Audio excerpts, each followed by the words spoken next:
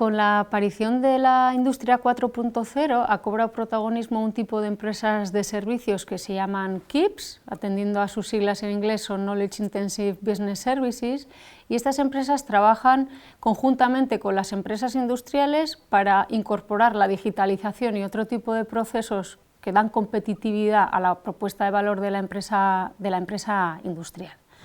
Las características principales de las KIPS serían 4. Por un lado, cuentan con un personal altamente cualificado. Por otro lado, son empresas muy innovadoras, más que la media de su sector.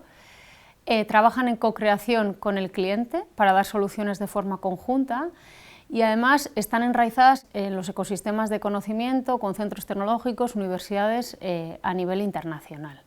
Las empresas industriales necesitan de este tipo de servicios para hacer más competitivas sus propuestas de valor, para desarrollar sus negocios fundamentalmente en el ámbito de la servitización. La industria manufacturera tiene una cultura muy ligada al producto, a la venta del producto, y la venta de servicios se está resistiendo, ¿no?, a ser realmente una fuente de ingresos, y con la servitización lo que conseguimos es incorporar una capa de servicio al producto para que este tipo de empresas industriales no solo generen fuentes de ingresos a través de la venta de su maquinaria, por ejemplo, sino también a través de la facturación de servicios, ¿no? Los retos de futuro un poco de estas empresas, sobre todo en Euskadi, que es un poco el sector que más conocemos, es intentar dimensionar o agrupar capacidades. Lo que se está viendo a nivel europeo es que siendo muy pequeños es difícil competir.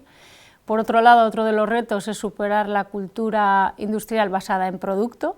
Y por otro lado, pues bueno, la coyuntura actual, tanto desde el punto de vista de la pandemia, de la crisis de la cadena de suministros y bueno, con la guerra de Ucrania, pues no está ayudando a que las empresas inviertan en este tipo de servicios avanzados. Así que bueno, por nuestra parte seguimos trabajando para intentar darle un posicionamiento a este tipo de empresas de servicios.